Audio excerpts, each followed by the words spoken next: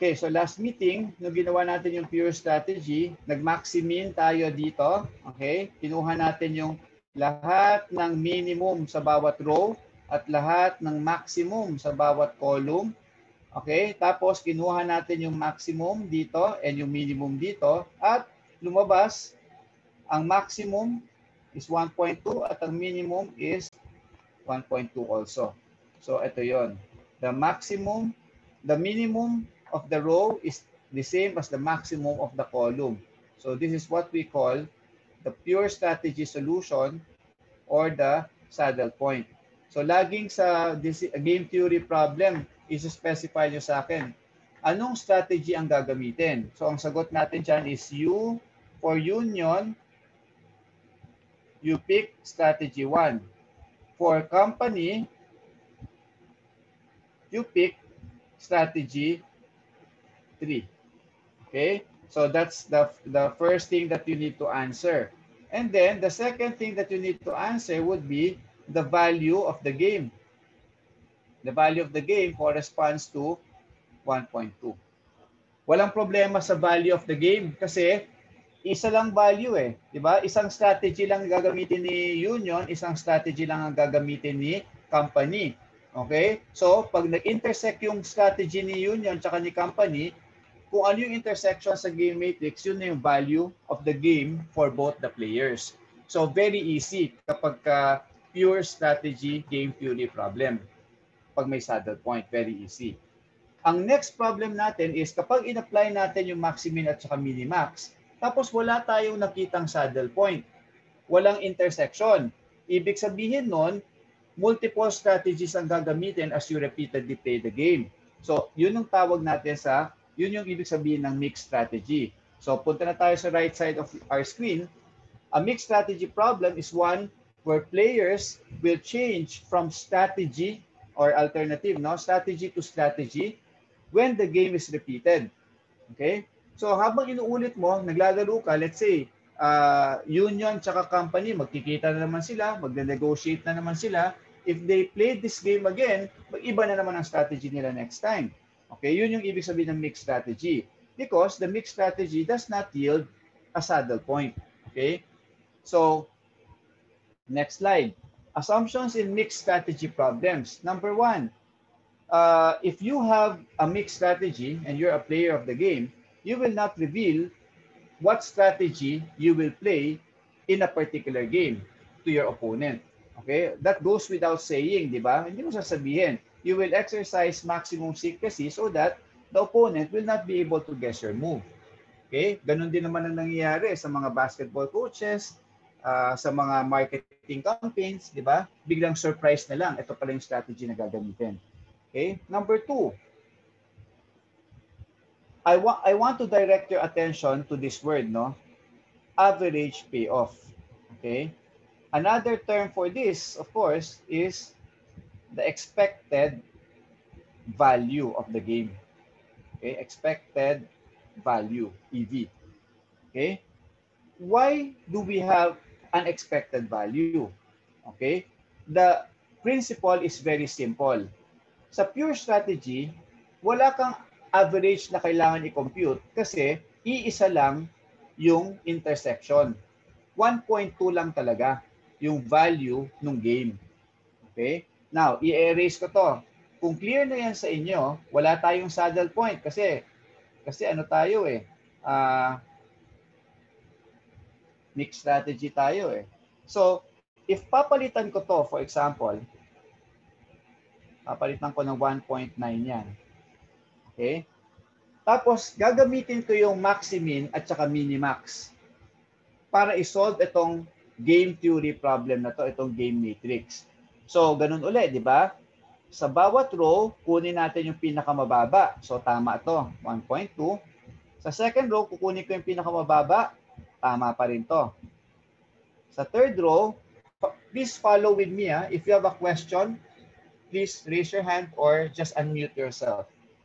Okay, sa third row, if you follow, 4.2 tsaka 1.9, 0.5, 0.2 pa rin yung lowest. Sa fourth row, negative 0.5 pa rin yung lowest. So tama lahat yan, maximin. Okay?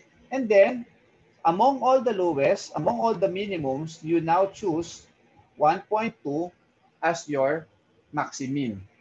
Okay? Now let's focus on the columns. Sa columns, we will now choose the maximum cost. Pagka-column, cost perspective. Pagka-row, profit perspective.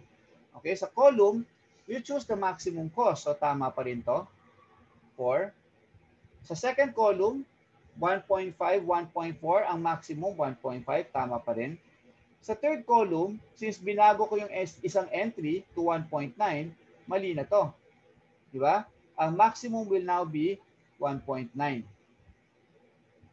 And sa fourth column, the maximum is still 3.5. Tama yan. Okay? Now, from among all the maximums sa bawat column, the highest, the lowest, the minimum will now be 1.5. Do you follow? Yes po. Okay? Minimum is 1.5. So, in contrast to the earlier problem, the pure strategy problem, where the solution converged at 1.2, okay, at 1.2, this time, wala tayong convergence. Diba? Wala tayong common intersection kasi yung row with the lowest value or with the lowest payoff is not the same as the column with the highest payoff. Okay? So, wala kang intersection. Ibig sabihin, pwedeng 1.5, pwedeng 1.2. So, that already suggests to you na pwedeng C2 or C3 ang gamitin ni company. Pwede siyang mag-alternate between two strategies. So, for a mix, okay, so obviously, first conclusion. Okay, susulat ko dito ha. At tanggalin ko na to para may space ako. So, let me use another strategy in discussing with you. Hopefully, mas maaga tayo matapos. Okay. So, dito muna. Okay.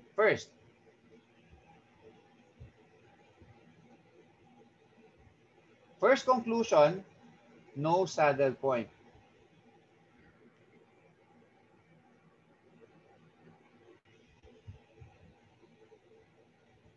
Agree, class?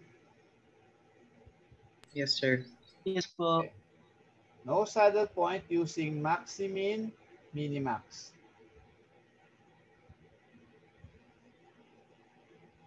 Therefore, this is a mixed. Ito yung pagdadaanan nyo sa test Diba? So, ganito yung flow.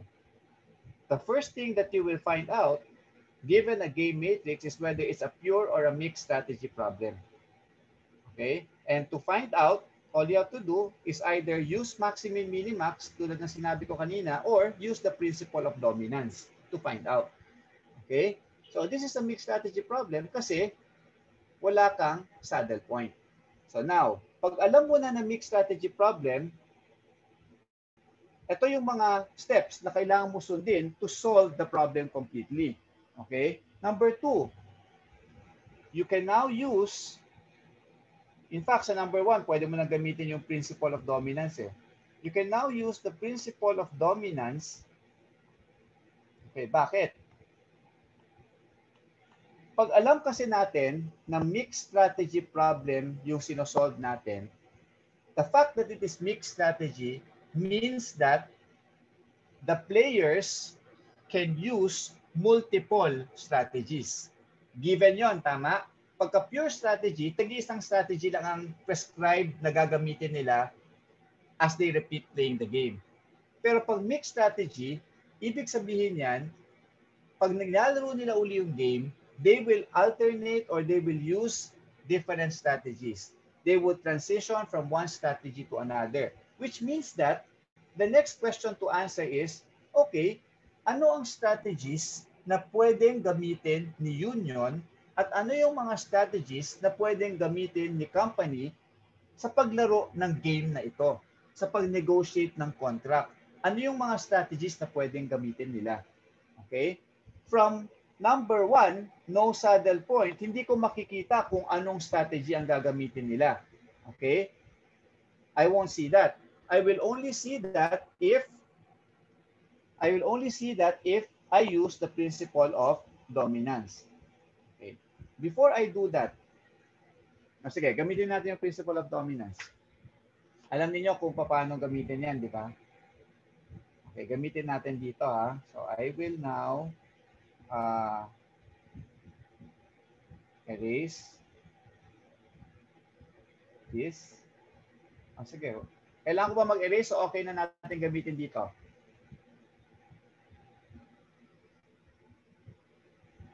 Tanggalin ko lang to para wala na yung mga check. Yan, tanggalin ko to. Okay.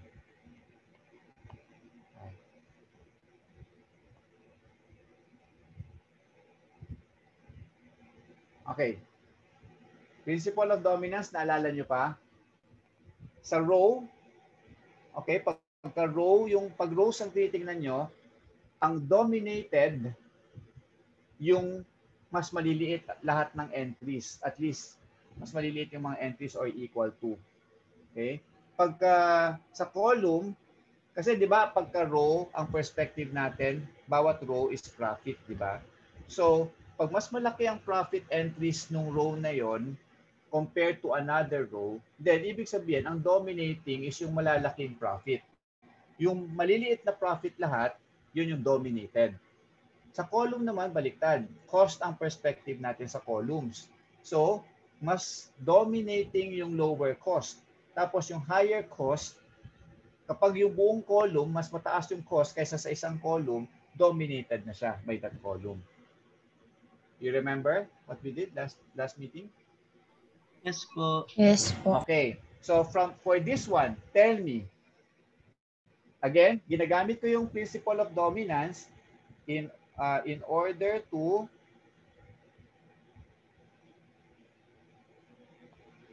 reduce the size of the game matrix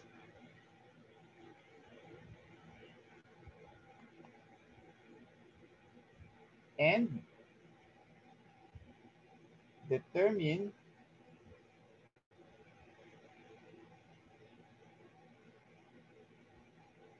the mix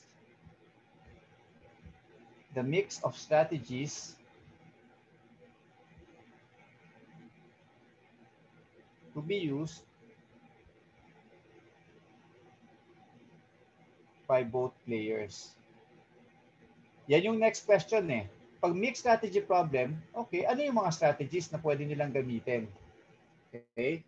As they repeatedly play the game. Sige, gamitin natin tong principle of dominance para mapaliit natin yung size ng matrix, tapos ma-determine natin yung strategies na gagamitin nila whenever they play the game.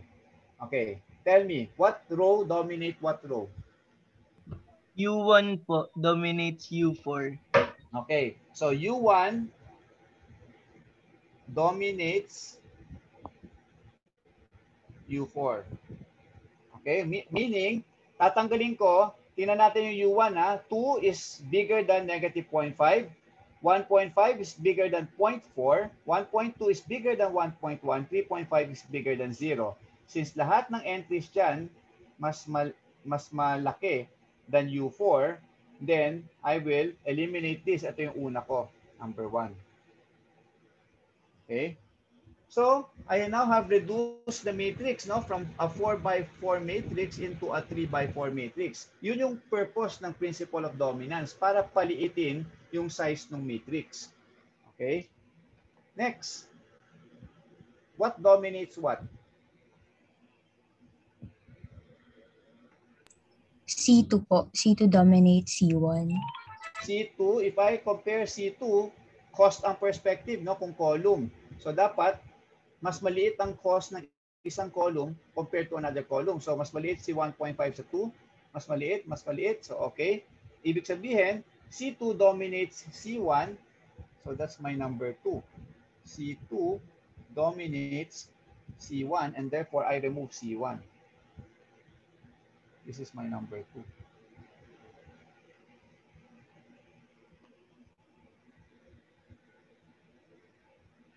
3 by 3 na lang ang matrix natin. Okay? So what else?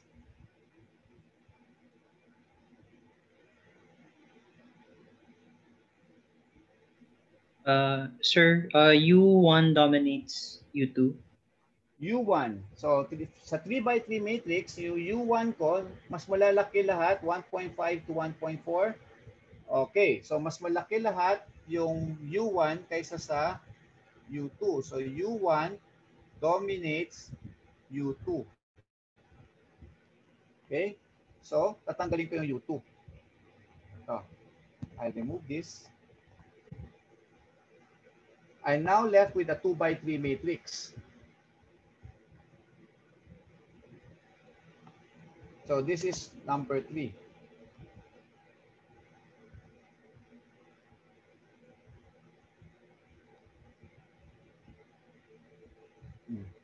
Ano pa? What dominates what? C2 dominates C4 po. C2 dominates C4, so dapat lower siya. 1.5 is lower than 3.5. 0.2 is lower than 0.5. So tama. So the fourth one, C2 dominates C4. Okay? So therefore, I'll remove this one. This one is my number 4. Now, I'm left with a 2 by 2 matrix. 1.5, 1.2, 0.2, 0.9. Meron pa bang dominating at saka dominated? If you look at the column, okay, compare this column, mas malaki si 1.5 sa 1.2, kaso mas maliit naman yung 0.2 kaysa kay 1.9. So, walang dominating, walang dominated. Sa row naman, 1.5, 1.2, 0.2, 1.9, mas malaki si 1.5 sa 0.2, mas maliit si 1.2 sa 1.9. Walang dominated. Pag pure strategy ito, you will be able to reduce it into a 1 by 1. But since stop na tayo rito, meron pa ba kayong ma-cross out o wala na? Wala na po. Wala na, di ba? So ang natira 2 by 2. Okay? So therefore, susulat ko dito ha. U1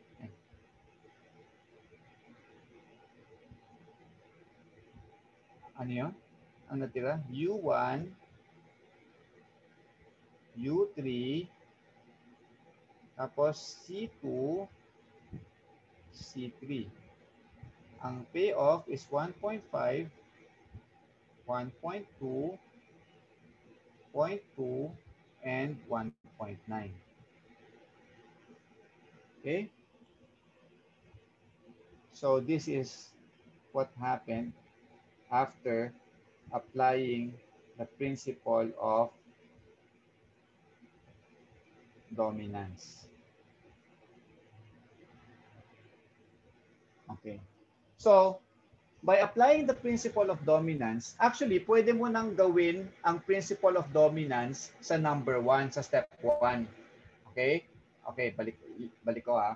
Kanina, di ba, sabi ko, no saddle point using maximin and minimax. Kapag principle of dominance ang ginamit ninyo agad sa step 1 ng pag-solve, ito yung mangyayari. So, dito pa lang, mako-conclude nyo agad, same thing, di ba? Wala kang saddle point. Kasi pag may saddle point ka, dapat isang value lang ang matitira doon sa matrix mo. Okay? So, since 2 by 2 matrix ito at hindi 1 by 1, no saddle point. So, ganun pa rin. It's a mixed strategy problem. Nakuha niyo, class?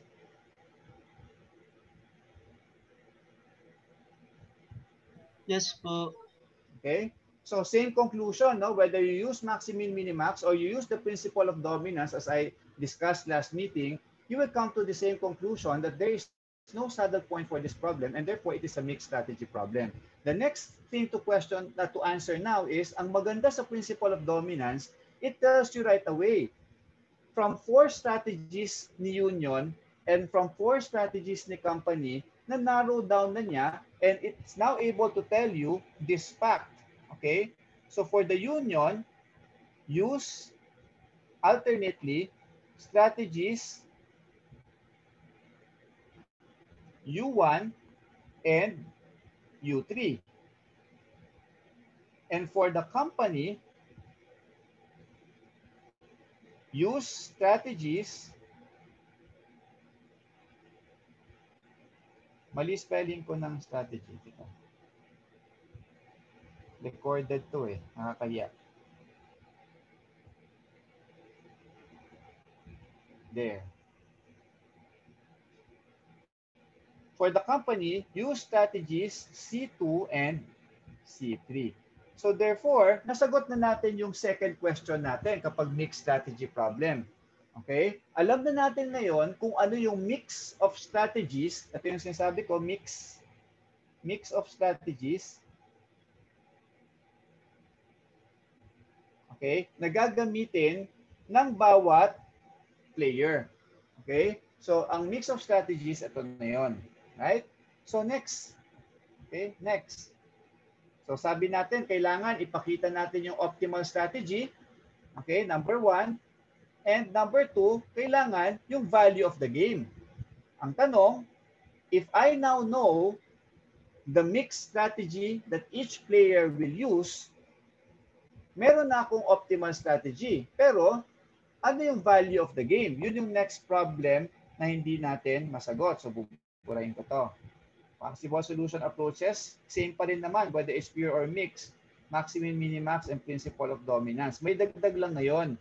Ang dagdag ngayon sa mixed strategy problem is LP, linear programming. Okay, IE offer 1 nyo.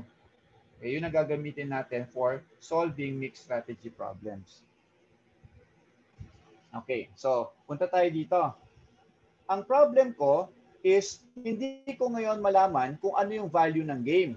Unlike the previous problem where it was very obvious sa pure strategy problem na 1.2 yung value ng game, ngayon sa mixed strategy problem, anong sagot natin? If I ask you what is the value of the game, ang daming values sa game matrix. Anong gagamitin nyo dyan? That's the question.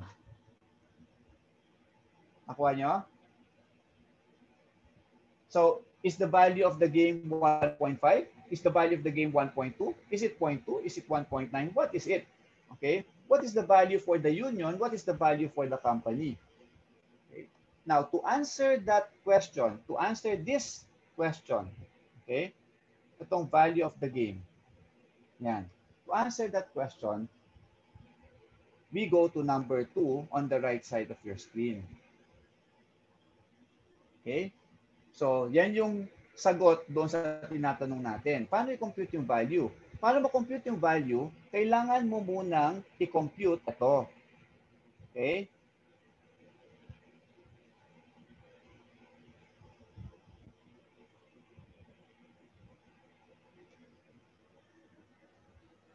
So, tama lang naman, di ba? Since I have two strategies, strategy 1 and strategy 3, okay, for the union. Take the perspective of the union muna. Okay? Huwag niyo muna pansinin si company. Si union muna. Dalawa yung strategy ko.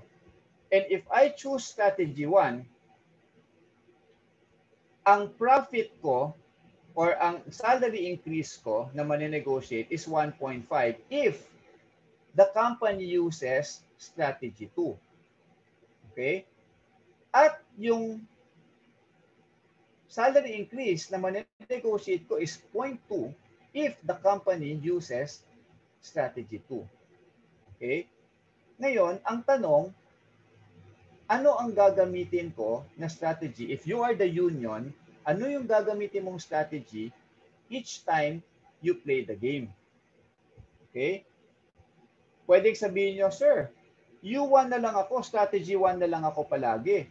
Kasi 1.5 yung payoff. Kaysa naman mag-strategy 3 ako, 0.2 lang yung payoff. The higher, the better eh, di ba? The higher salary increase, the better. Pero, hindi mo masasabi na palaging strategy 1 ka na lang. Kasi, beneficial sa'yo ang strategy 1 kapag si company ay nag-strategy 2. Okay? 1.5 makukuha mo. E paano kapag nag-strategy 1 ka, Tapos si company decided to play. Remember, you make the decision simultaneously. If they decide to play strategy 3, then 1.2 lang makukuha mo. Di ba? Compared to if you played strategy 3 at nag-strategy 3 din sila, 1.9 makukuha mo. So there is now this factor of uncertainty as to what strategy you will play as the union.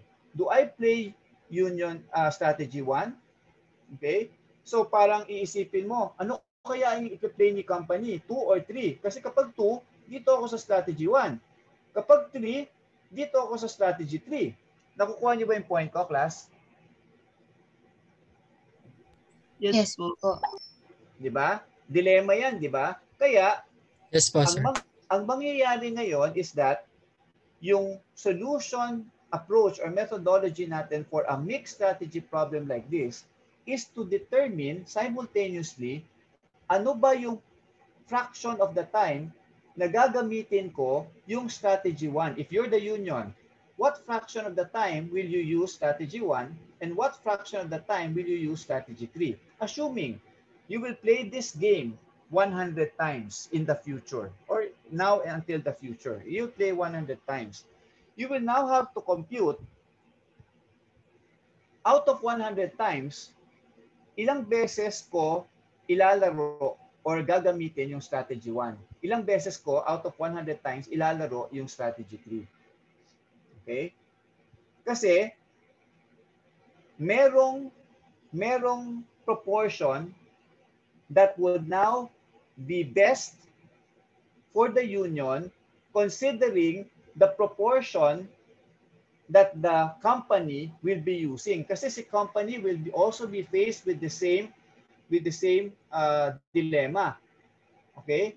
Ayaw nilang magbigay ng malaking payoff. So kailangan din nila i-decide kung ano yung proportion of time out of 100 times na maglalaro sila, anong proportion of time na gagamitin nila yung strategy 2 at ano yung proportion of time na gagamitin nila yung strategy 3. So as they decide on that problem simultaneously, we will now be able to use either an analytical model or an LP model to solve for the proportion. Okay? Ilang proportion of what fraction of the time gagamitin ni union si strategy 1 at si strategy 3. Then what fraction of the time gagamitin ni company si strategy 2 and si strategy 3 para yung as you keep playing the game repeatedly, yung value netong game na to for both players will be optimized. Yun yung objective. We want to optimize the value of the game for both players. So, for us to be able to optimize the value and therefore calculate the expected value of the game, okay? So, itong expected value na to, this one now becomes expected value. Bakit expected? Expected means average eh. Expected value kasi marami kang values na pinag-uusapan. And yung final value of the game will now be dependent on the probability that each strategy is used. Okay, so kunyari, gagamitin ko yung strategy 1 kay union 60% of the time or 75% of the time. Okay? Tapos, si strategy 3, gagamitin ko 20% of the time. Ano kaya yung magiging value nung game?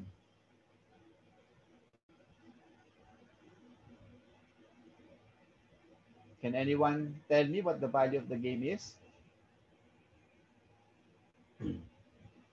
Okay, let me rephrase the question. If union uses strategy 1 and company uses strategy 2, what is the value of the game?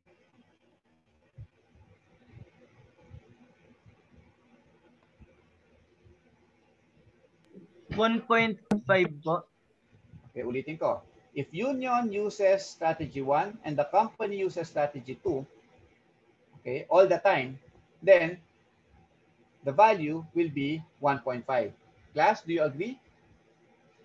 Yes po. Yes, sir. Tama, 1.5, di ba? Now, ang problema ko is, hindi ko alam kung union will use strategy 1 or union will use strategy 3. Di ba? Alam ko lang, if union uses strategy 3 and company uses strategy 2, point 2 yung value. Okay? Paano ngayon kung nag-change si union from strategy to strategy? So ngayon, strategy 1 siya. The next time they play, strategy 3. The next time they play, strategy 3 ulit. The next time they play, balik sa strategy 1. So, if you play 100 times, mako-compute mo yung proportion, tama? Mako-compute mo yung fraction of the time. Ito, fraction of the time that each of the strategies is played. Tama ba? After the game, di ba, malalaman mo kung anong strategy ginamit, di ba? During the game and after the game, malalaman mo anong strategy. So, if it was played 100 times, and let's say the union used strategy 1 75 times after playing it for 100 times. Okay? The union used strategy 1 75 times and the union used strategy 3 25 times. Then, I would now be able to define a variable xi be the proportion of time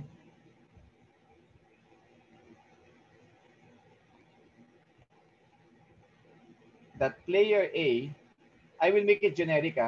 This is a decision variable kasi. Player A uses strategy I,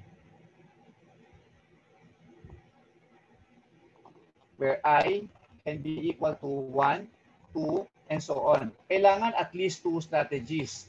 Kasi pag 1 strategy lang, pure strategy problem yon.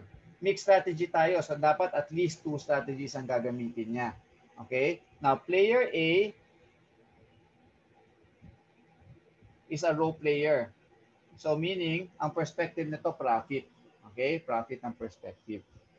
Okay. So, if xi is the proportion of time the row player uses strategy I, then let's assume x1 is equal to, x1 now is the proportion of time that row player A, union yung row player natin, uses strategy 1, and x3 is the proportion of time union uses strategy 3. Nakuha nyo?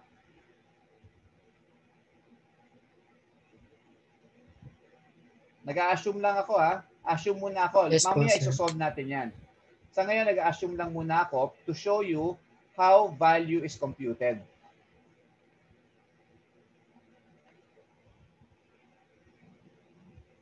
Okay? So, ang tanong ko ngayon, balik ako sa tanong. Kasi alam ko na yung strategies ko 1 and 3, di ba? Alam ko na rin yung percentage. Ang tanong, how do I compute the expected value for the union? If I know these percentages, 75 and 25. Ako compute ko na ba yung value? Or may dapat pa akong malaman na information para ma-compute ko yung value?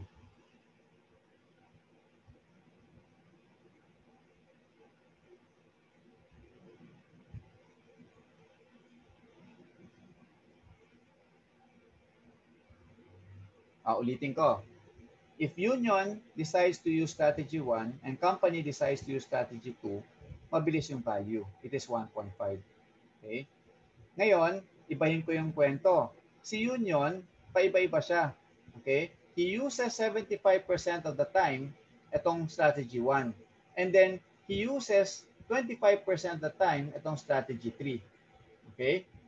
So, ang tanong, ano yung value ng game para kay union? Ano yung salary increase na mane-negotiate niya? So, you now look at the table and now answer me, okay, pag 75% of the time, strategy 1 ang ginagamit niya, then ibig sabihin, 75% of the time, ang mane-negotiate niya is 1.5. Tama ba, class? Yes po. Diba? And 25% of the time, ang mani-negotiate niya ay 0.2 if company uses strategy 2. Tama? So in other words, you can only compute the value or the expected or the average value for the union if you know what strategy the company used. Tama ba? Kasi pag hindi ko alam dyan, ang tanong ulit, alin dyan ang gagamitin ko? 1.5 o 1.2 para i-multiply ko sa 75%. Tama ba? Yes po. Okay, so therefore, once you know the percentage of time that the union will use each of the available strategies 1 and 3, the next thing you need to know is conditional. Pag ginamit yung C2, ito yung pagpipilian kong value, yung salary increase. Pero pag ginamit ang C3 ni company, ito yung pagpipilian ko. So therefore, I will now have two calculations. Okay? Number one, assume X1 is 0.75 and X3 is 0.25 if company, kino-compute ko to dito, punayin ko na nga to. Alam niyo na to ha. We are computing for the expected value of the game. So, let me write.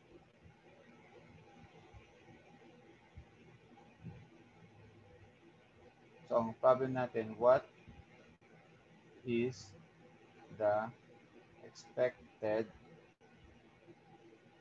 value of the game? Okay, this is your EV. So, for the role player, for the union,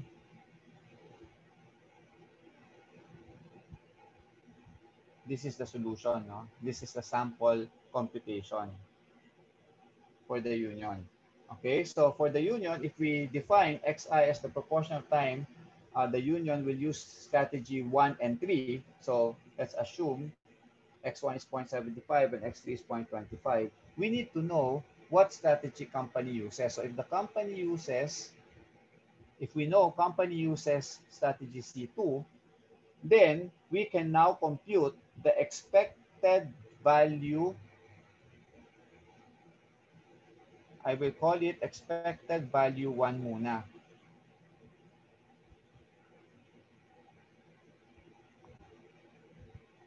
Okay. Expected value 1 will be, can somebody tell me? Alam na natin, company will use C2. So narito tayo. Ito. Hindi fixed ang strategy ni union. Pwedeng 1 siya, pwedeng 3. At alam natin na 75% of the time, ito ginagamit niya, 25% of the time, ito ginagamit niya. So what would now be the expected or the average value if the company uses C2? 1.175 po, sir. Okay, dali ah. Para side by side makita natin.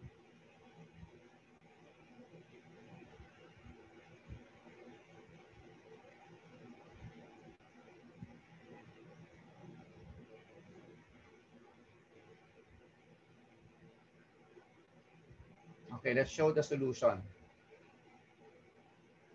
EV1. Okay, that would be 1.5. Okay, that would be 0.75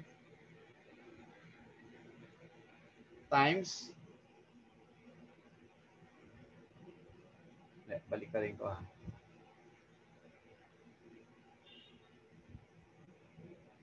Okay, 1.5 times 0.75, tama? Plus 0.2 times 0.25. And what is the value? 1.175 po, sir. 1.175. Diba? Now, if company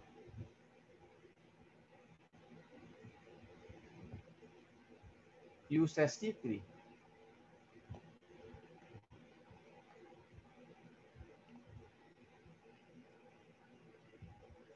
what will be the value? So that's a different expected value that we will compute ha. V2 naman. Okay? Ano yung computation? It would now be 1.2 times 0.75 plus 1.9 times 0.25. Tama, class? Yes po. Okay, so what is the value of the expected value if company uses C3? 1.375 po.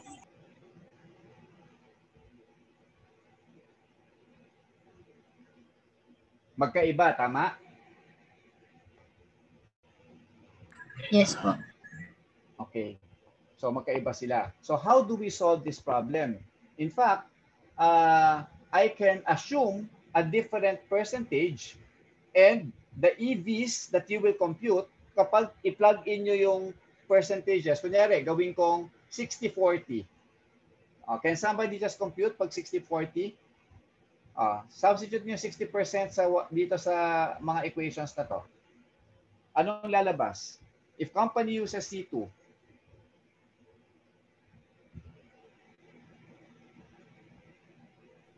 .98, sir.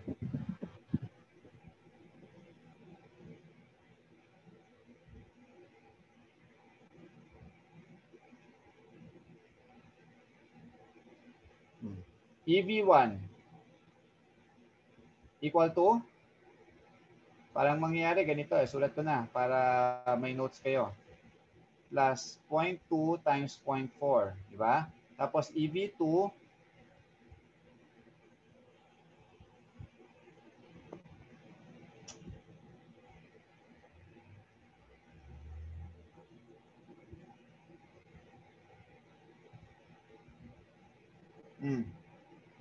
1.2 times 0.6 plus 1.9 times 0.4. Ano mangyayari?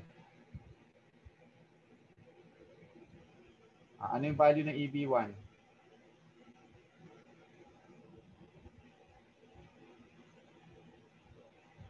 Plus 1.7. Ay, mali. 0.98.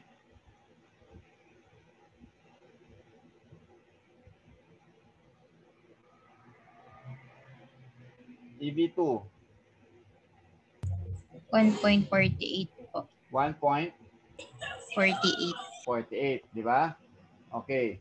So, makikita natin na depending on the fraction of time that union will use strategy 1 and strategy 3, the expected value will also differ depending on what strategy the company will use. Nakikita niyo yan from our calculation?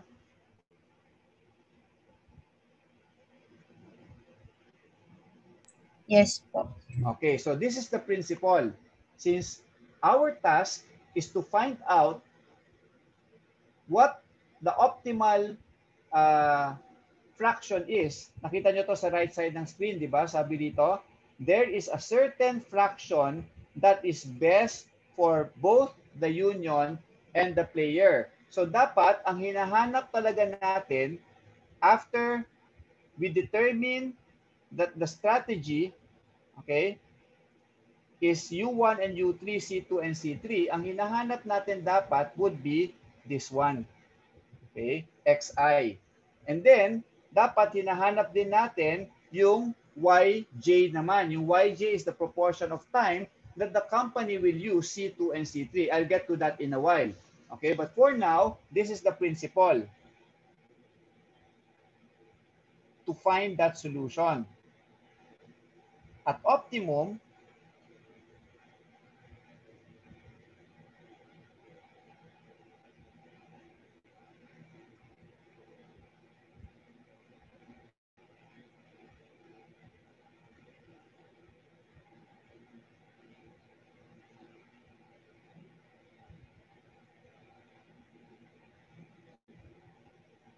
two by 2 muna tayo. Okay. Pag 2 by 2, dalawa lang naman yung expected value na makakalculate mo each time. Okay? Depending on what strategy your opponent will use. There'll always just be EV1 and EV2. So the main principle here is that at optimum, okay, EV1 will be equal to EV2. Okay? So therefore, if I were to solve this problem now, na unknown yung x1 tsaka x3, hindi ko siya alam, siya yung isosolve ko, then my equation becomes, okay, with this as my working equation, EV1, tingnan natin EV1. Anong formula niya? Di ba, tama ba class na regardless of the percentage na i-decide ko for strategy 1 and strategy 3. Okay, regardless of the percentage, the formula will always be 1.5 times that percentage plus 0.2 times that percentage, di ba? So, therefore, for EB1, tinan yung EB1 calculation. Di ba? Ang formula is 1.5 times x1, tama? Yes po. Tapos plus yung sa left side, 0.2 times x3, tama ba? Wala tayong x2 kasi strategy 1 and strategy 3 ang pinag-uusapan natin proportion of the time that union will use strategy 1 and strategy 3. Tama ba? Yung sa left side is always computed as 1.5 times x1 plus 0.2 times x3. Nag-plug in lang tayo ng values, tama? Yes po. Okay. Tapos yung right side naman, yung EV2 is the computation of the expected value of the game if the company uses C3. Diba? Yung sa second strategy naman ng company. So sa right side. And the formula will always be 1.2 times x1 plus 1.9 times x3. Tama ba?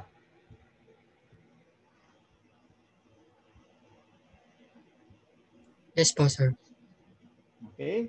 So if you see that, then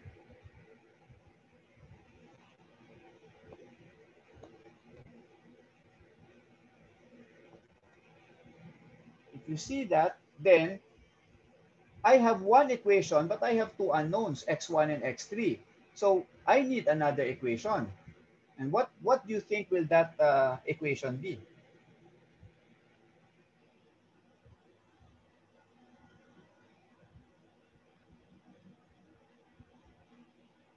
X1 plus X3 equals 1 po. Okay, very good.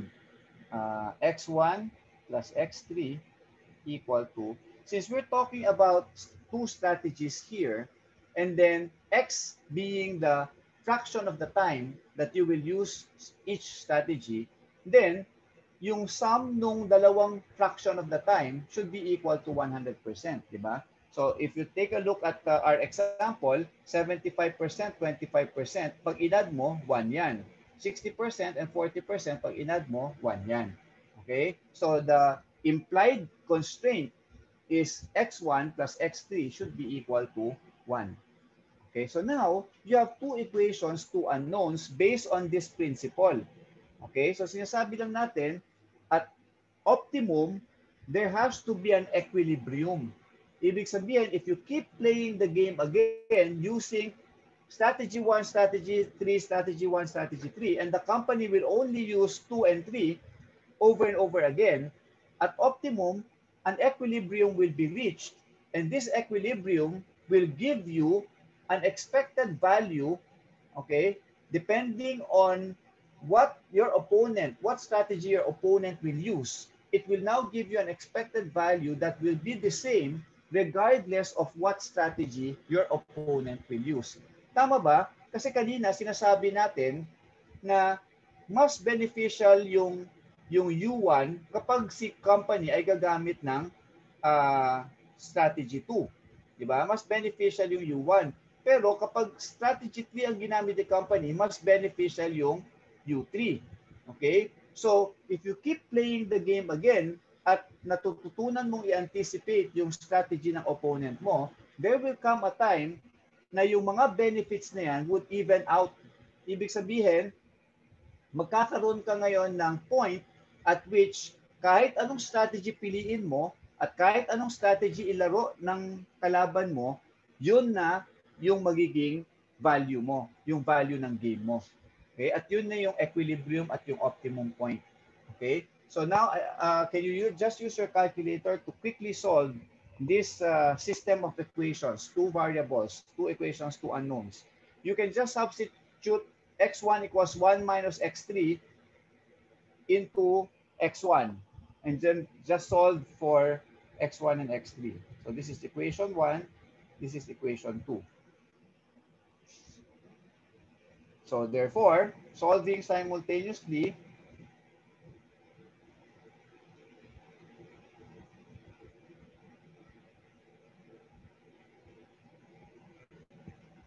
x1 comes out to be equal to 0.85, sir. 0.85. Okay, you need to have your calculators handy, no? And then x2 comes out to be 0.15. Okay, so we have addressed our second issue. Second issue kasi natin is anong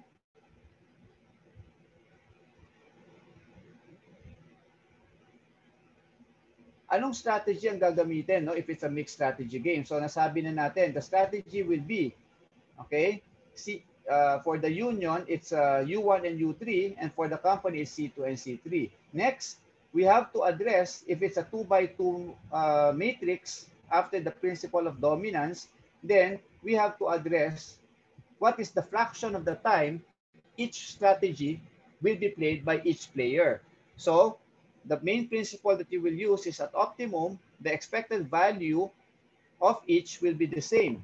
Okay? So therefore, solving simultaneously, you now have x1 is 0.85 and x2 is 0.15. Okay? Next, the proportion, after solving the proportion of time that each strategy will be used, that's the only time you can solve the expected value of the game. Okay? So the next thing is to solve for the expected value of the game. Yan yung kailangan natin kanina, remember? Okay? After identifying this, yung strategies, the next question is what is the expected value of the game? So, para ma-solve yung EV, kailangan natin gawin ito. Kailangan natin gawin yan para ma-solve natin yung expected value. So now, if you know already, you don't have to assume anymore what x1 and x3 is. Alam mo na x1 is 0.85, x2 is 0.15. Yan na yung optimum equilibrium. Okay, so therefore, I can now solve the expected value. Mag-iiba ba kapag company uses C2 or company uses C3? No Tingnan po. natin. Tingnan natin, di ba? Expected value is 1.5. If company uses C2, it is 1.5 times 0.85 plus 0.2 times 0.15. Tama?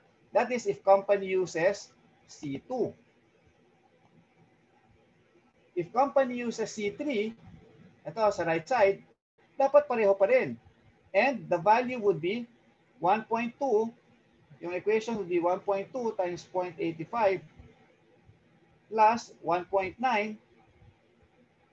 times 0.15.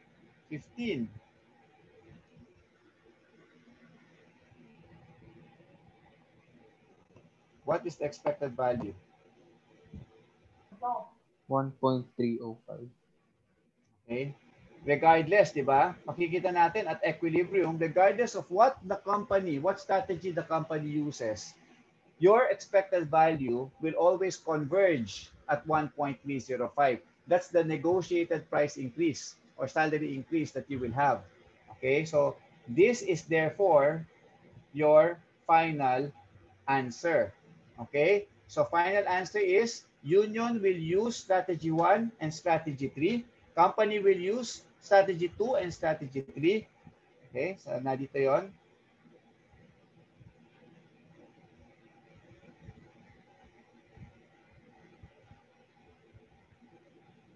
And then, the expected value will come later here, equal to 1.305. Pero, hindi pa tayo tapos. Okay? Kasi, kailangan pa natin yung mga may check, no? Yan yung mga importante. Kailangan pa natin i-solve ilang percent of the time naman gagamitin ni company yung strategy 1 at ilang percent of the time gagamitin ni company yung strategy 2 and 3. Kasi sabi dito, there is a certain fraction that is best for each player. So ibig sabihin, for the company, meron siyang sariling mix, okay, ng strategy na may sariling fraction of the time that would be best for them. Okay? So, therefore, kailangan natin i-solve yung sa company in the same way that we solve for the union. So, this time, I will now solve for the company. Kanina, sinolve ko for the union. Okay? Ngayon, for the company, column player.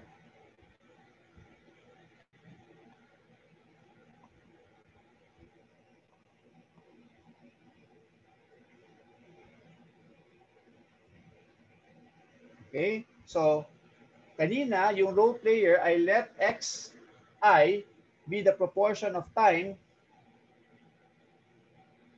row player A will play strategy I. So this time, I will now let small letter y, j, be the proportion of time. Kung pwede lang, pwede ata copy-paste dito eh. Pero, susulat ko na lang. Proportion of time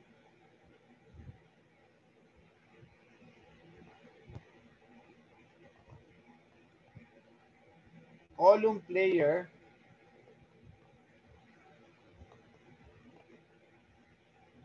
B will play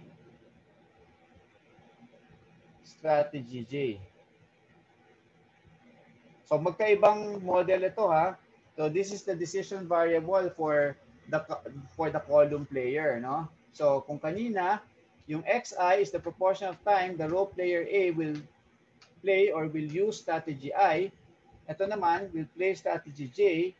J equals 1, 2, and so on. Kailangan at least 2 din. Okay? So this time, this is now your variable. So hindi na ako magbibigay ng example. Dediretso na ako sa pag-compute ng expected value 1. Sorry.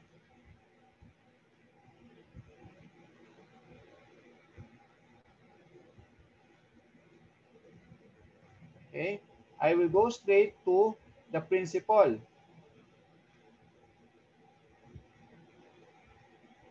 At optimum,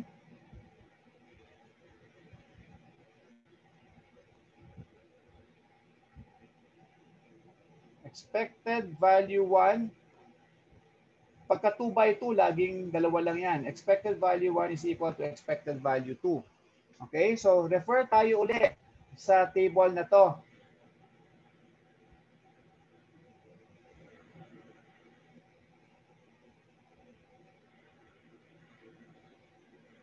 Okay, so you see this na? Okay? So ngayon, ang tinatry natin i-solve ngayon is yung y, no? Y sub j. Yung proportion of time na si company lalaruin niya tong 2 at si company lalaruin niya tong 3. Okay? So this time, dalawa yung expected value na mako-compute ko. Depende kasi kung si union, strategy 1 yung nilaro, ito yung expected value ko. Okay? Pero kapag si union, strategy 3 yung nilaro, ito ngayon yung expected value ko. Okay? Ay, nako. Ano na po ako? Ano to? 1.9. Okay? So, do you now know how to compute the expected value for the company? Okay? If union plays strategy 1, so it will be 1.5 times y2. Tama? So if y2 is the fraction of the time, let's say 70% yan, nilaro ni company yung strategy 2, ang value nun would be 1.5 times 0.7. Diba? Tapos 1.2 times 0.3. Nakuha nyo, class? Yes po. Okay, so set up natin yung equation. Tandaan nyo ha, 1.5 tsaka 1.2 ha, pagka strategy 2, strategy 3. So 1.5, 1.2, So therefore, the expected value 1 will be 1.5 times y pag strategy 2. Fraction of the time that company uses strategy 2 times 1.5. Tapos plus 1.2 times y3. Diba? Tapos, that is if company uses or if the union uses strategy 1, U1 ito. Okay? Dito naman sa EB2, kapag ang union gumamit ng U3, the expected value for the company will be 0.2 times y2 plus 1.9 times y3. Check ko 0.2 and 1.9. Tama. 1.5 and 1.2. Tama. Okay. Nakuha nyo, class? Then your second equation para makapag-solve kayo will be y2 plus y3 equal to 1. This is your equation 1, equation 2. Okay? Ito yung analytical method na sinasabi ko, no? Hindi na kailangan ng LP ng Excel solver, hindi na kailangan. Okay? Pwede na lang algebra using this principle.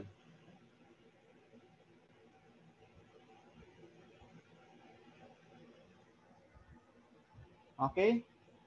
Can somebody solve? What will be if I solve simultaneously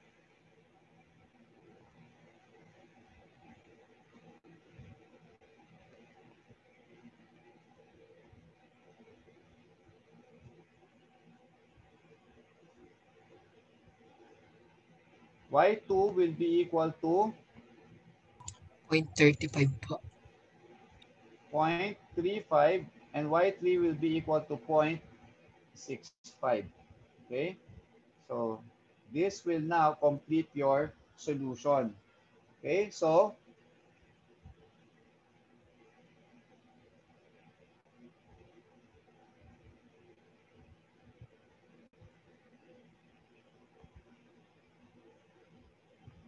okay? So, let's compute the expected value for the company this time. Okay. Expected value for the company, again, plug in lang natin yung optimal values natin ng y2 and y3 doon sa dalawang expected value, dapat pareho yan. Okay, 1.5 times 0.35 plus 1.2 times 0.65, that's EB1. Dapat pareho lang siya sa EB2. 0.2 times 0.35 plus 1.9 times 0.65. Okay? EB is equal to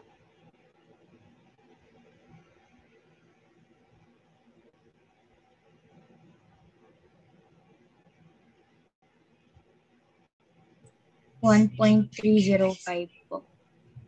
okay, 1.305. So what do you notice, class? So I went through all of this difficulty, writing all of this just to tell you that at optimum, okay, as I've said, if you repeat playing the game over and over again, eventually you will reach an equilibrium wherein both the union and the company will experience the same expected value of the game. Okay? So, yun yung sinasabi dito that there is a certain fraction that is best for each player, okay? Pero at equilibrium, the average payoff will be the same for both players. Okay? So, parang mixed strategy problem, tapos nung sinolve natin, nagkaroon tayo ng single value for both of them. Single expected value for both of them. So parang in a way, naging pure strategy yung solution. Okay? So, therefore, the complete solution is now here for a 2x2 game matrix. Okay? Mixed strategy. So, isa-summarize ko. Tanggalin ko na to.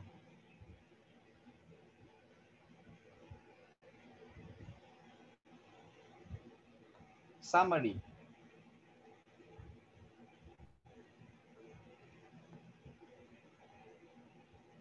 principle of dominance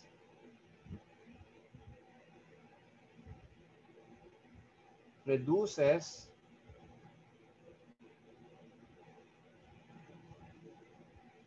game matrix to a 2 by 2 matrix. Ibig sabihin, ng 2 by 2 is dalawang strategy ang bawat player. Okay? Then, the above analytical method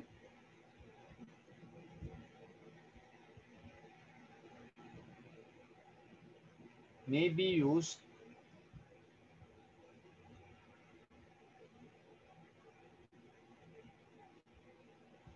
to solve the game theory problem.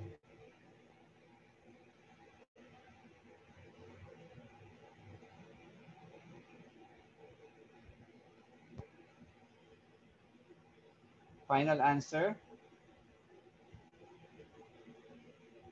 Ito yung kailangan nyong ibigay, no? For this game theory problem, final answer is union place U1 85% of the time,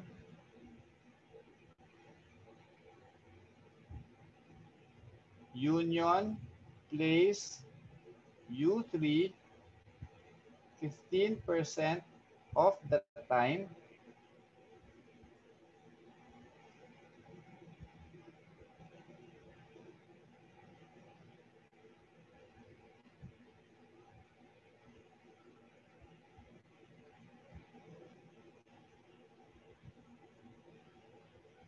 company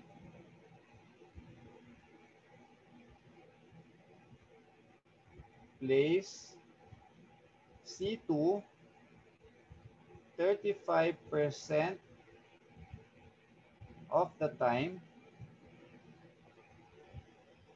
company plays C3 65% of the time. Okay, expected value of the game is equal to 1.305. Okay, so this is the complete final answer to the above problem.